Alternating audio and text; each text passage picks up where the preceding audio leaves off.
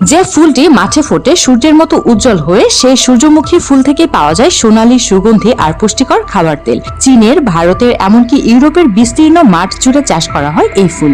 আর গ্রামাঞ্চলের ছোট ছোট কারখানায় সেই ফুলের বীজ থেকে তৈরি হয় স্বাস্থ্যকর সূর্যমুখী তেল। তবে কিভাবে এই ছোট্ট বীজ থেকে শুরু হয় এবং তা আমাদের খাবার টেবিল পর্যন্ত পৌঁছায় তা অনেকেই জানেন না। ফসল কাটার মৌসুমে যখন সূর্যমুখীর ফুল শুকাতে শুরু করে, কৃষকেরা মাথার অংশ কেটে নিয়ে আসেন।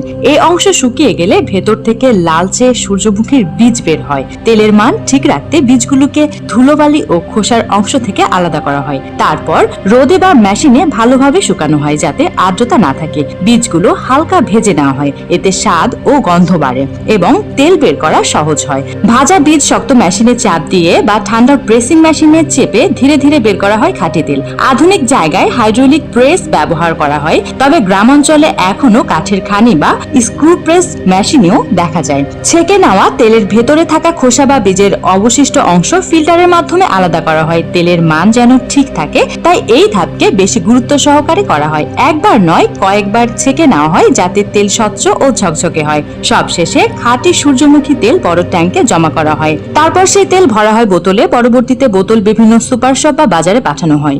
এই সূর্যমুখী তেল মানুষের স্বাস্থ্যের জন্য খুবই উপকারী। এই সূর্যমুখী তেল কোলেস্টেরল কমায়, ভিটামিন ই সমৃদ্ধ যা ত্বক ও চুলের জন্য ভালো, হালকা আর সহজপাচ্য, তাই দৈনন্দিন রান্নায় ব্যবহার করা হয়। সূর্যমুখী ফুল থেকে তেল হওয়ার এই প্রক্রিয়াটি খুবই আকর্ষণীয়। একটা ছোট্ট বীজ থেকে শুরু, তারপর কৃষকের হাত, মেশিনের শক্তি আর প্রকৃতির দান সবকিছু মিলে আমাদের রান্নাঘরে পৌঁছায় সোনালী সূর্যমুখী তেল। প্রতিটি ফোঁটায় লুকিয়ে আছে সূর্যের হাসি, প্রকৃতির শক্তি আর কৃষকের পরিশ্রম।